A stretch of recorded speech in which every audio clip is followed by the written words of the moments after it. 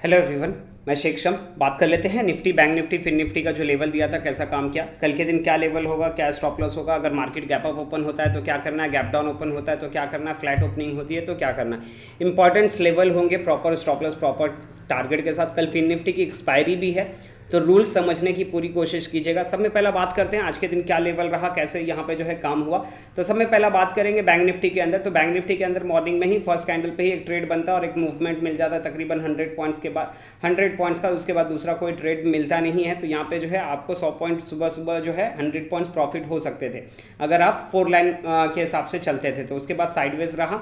उसके बाद बात करते हैं निफ्टी के अंदर। तो निफ्टी के अंदर भी यहाँ पे जो है मॉर्निंग के अंदर ही फर्स्ट कैंडल पे ट्रेड बन चुका था। ट्रेड बनने के बाद यहाँ पे आपके एसएल के पास भी गया था लेकिन एसएल हिट नहीं किया। उसके बाद जो कुछ पॉइंट्स देता है लेकिन ये टारगेट आपका अचीव नहीं होता है। तो लास्ट मोमेंट में जो है आपको या तो कॉस्ट टू कॉस्ट या तो यहाँ पे जो है कॉस्ट टू कॉस्ट के पास एसएल हिट हो जाता है और यहाँ पे आपको कोई भी प्रॉफिट नहीं होता है। उसके बाद बात करते हैं फिन निफ्टी के अंदर। तो आज काफ़ी ज़्यादा साइडवेज थी मार्केट। बाकी स्टॉक्स वगैरह बहुत ज़्यादा मूवमेंट थे लेकिन इंडेक्स के अंदर जो है मूवमेंट नहीं देखने के लिए मिला। तो कल के दिन एक्सपेक्टेशन है एक बड़े मूवमेंट की।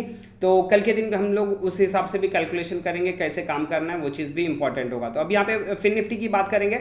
तो फिन निफ्टी में यहाँ पे लाइन 4 के ऊपर गैप अप ओपन हुआ था। तो जैसे कि आप लोगों को हमेशा बताता हूँ कि फर्स्ट 5 मिनट्स की कैंडल जो है इंपॉर्टेंट होगी आपका ट्रेड एक्टिवेट करने के लिए। तो यहाँ पे फर्स्ट 5 मिनट्स की जो कैंडल है उसका हाई यहाँ पे ब्रेक करता है। ब्रेक करने के बाद आपका ट्रेड एक्टिवेट होता है। तो उस टाइम पे जो है आपका ये स्विंग का लो स्टॉप लॉस होता था और ये स्विंग का लो स्टॉप लॉस होने के बाद फिर बाद में जब ऊपर की तरफ जाकर फिर यहाँ से रिटर्न हुआ तो ये स्विंग के लो पे। तो यहाँ पे भी आपको जो है एसएल हिट हुआ, छोटा सा ही नुकसान यहाँ पे फिन निफ्टी में, बाकी पूरा दिन साइडवेज रहा। तो यहाँ पे अगर प्रॉपर सिस्टम से चलते थे तो यहाँ पे आपका नुकसान होता था लेकिन छोटा सा नुकसान होता था।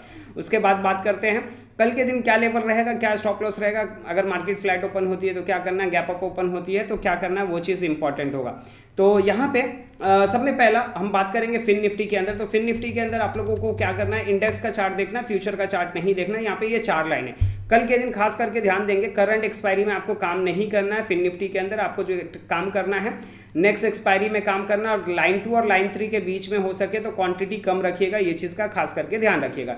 नंबर नोट डाउन कर लीजिएगा। लाइन 1 जो है आपका 19,385, लाइन 2 जो है 19,417, लाइन 3 जो है 19,458, लाइन 4 जो है आपका 19,490, ये आपका लाइन 4 है। अब यहाँ पे 2 सिनेरियो है। अगर मार्केट फ्लैट ओपन होती है तो क्या करना है, मार्केट गैप अप ओपन होती है तो क्या करना है, फ्लैट।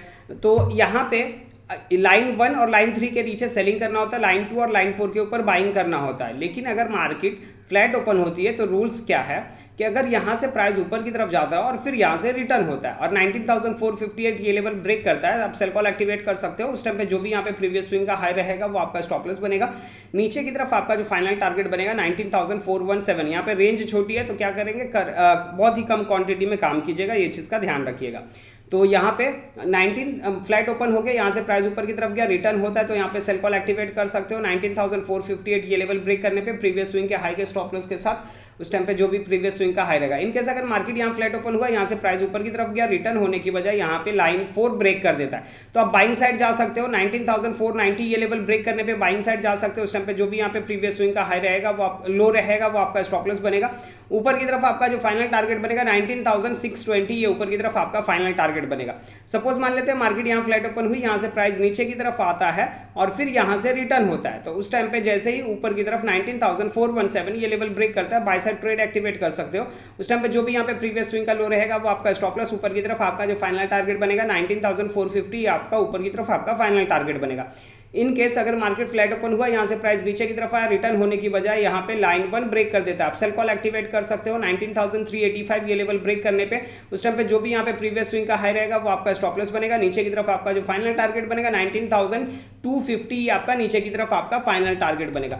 अब ये सिचुएशन हुआ कि अगर मार्केट फ्लैट ओपन होता है तो क्या करना है। अगर इन केस अगर मार्केट गैप अप या गैप डाउन ओपन होता है तो उस सिनेरियो में क्या करें। अगर सपोज यहाँ कहीं गैप अप ओपन होता है तो ऊपर की तरफ ब्रेक करता है तो बाय, नीचे की तरफ ब्रेक करता है तो सेल। सेम सिचुएशन यहाँ पे भी, अगर यहाँ कहीं गैप डाउन ओपन होता है, नीचे की तरफ ब्रेक करता है तो सेल, ऊपर की तरफ ब्रेक करता है तो बाय। अब ये हो गया नॉर्मल गैप अप या नॉर्मल गैप डाउन ओपन होने के सिनेरियो। इन केस अगर यहाँ कहीं पे लाइन 4 के ऊपर अगर गैप अप ओपन होता है, जैसे आज के दिन फिन निफ्टी में हुआ था, तो क्या करना है। अगर लाइन 4 के ऊपर अगर गैप अप ओपन होता है तो फर्स्ट 5 मिनट्स की कैंडल की क्लोजिंग का वेट करना है, और फर्स्ट 5 मिनट्स की कैंडल का हाई अगर जैसे ही ब्रेक करता है आप बाइंग साइड जा सकते हो फर्स्ट 5 मिनट्स की कैंडल के लो के स्टॉप लॉस के साथ ही इमीडिएट। जैसे अगर सपोज यहाँ पे लाइन इसी टाइम पे अगर 920 में ही ट्रेड एक्टिवेट हो जाता था तो फर्स्ट 5 मिनट्स की कैंडल का लो स्टॉप लॉस बनता, लेकिन जब यहाँ पे आपका ट्रेड बना तो यहाँ कहीं पे बना तो उस टाइम पे आपके पास प्रीवियस स्विंग एक लो बन चुका था, तो वो आपका स्टॉप लॉस बन जाता है। तो फर्स्ट 5 मिनट्स की कैंडल का जैसे ही हाई ब्रेक किया आप फर्स्ट 5 मिनट्स की कैंडल के लो के स्टॉप लॉस के साथ बाइंग साइड जा सकते हो।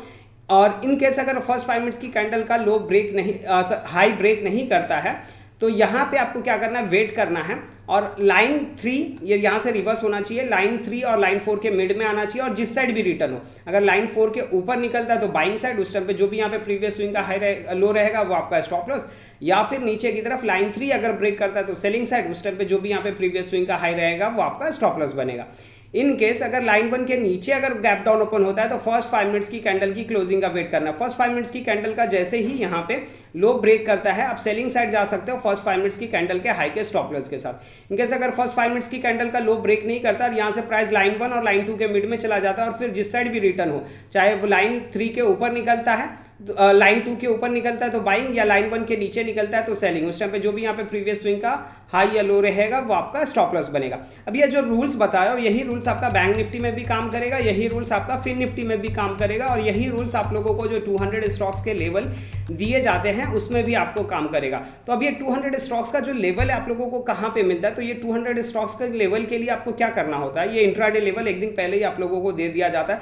सपोज कल के दिन आपको लग रहा है कि अशोक लेलैंड के अंदर मूवमेंट आने वाला है तो आपके पास अशोक लेलैंड का लेवल है आपके पास प्रॉपर स्टॉप लॉस के साथ। आपको ऐसा लग रहा है कि कल के दिन जो है बजाज फाइनेंस में मूवमेंट एक बढ़िया मूवमेंट आने वाला है तो आपको बजाज फाइनेंस का लेवल आपके पास प्रॉपर स्टॉप लॉस, तो आप जरूरी नहीं है कि आप ये 200 स्टॉक्स में ट्रेड करो, आपके पास जो भी स्टॉक्स आपको काम करने का दिल कर रहा है वो स्टॉक्स का लेवल आपके पास ये 200 स्टॉक्स में से आपके पास जो है मोस्टली जो कवर किया हुआ है तो लेवल्स आपके पास होते हैं, तो इस चीज़ का आप लोग बेनिफिट उठाइए और अच्छे से काम कीजिए। अब ये 200 स्टॉक्स का लेवल आप लोगों को कहाँ पे मिलेगा, ये 200 स्टॉक्स का जो लेवल है आप लोगों को नीचे डिस्क्रिप्शन में आप लोगों को एक लिंक मिलेगा माई डेली ट्रेडिंग एप्लीकेशन का, डाउनलोड करना है, एंड्रॉयड iOS दोनों पे अवेलेबल है। और डाउनलोड करने के बाद वहाँ पे आपको है एक ग्रुप मिलेगा bank Nifty fin Nifty 200 stocks intraday level group, वो ग्रुप में आप ज्वाइन हो जाते हो तो आपको जो है वहाँ पे ये पीडीएफ जो है शेयर कर दिया जाता है, पीडीएफ बनाकर जो है वहाँ पे शेयर कर दिया जाता है एक दिन पहले ही, तो आप बेनिफिट उठाइए।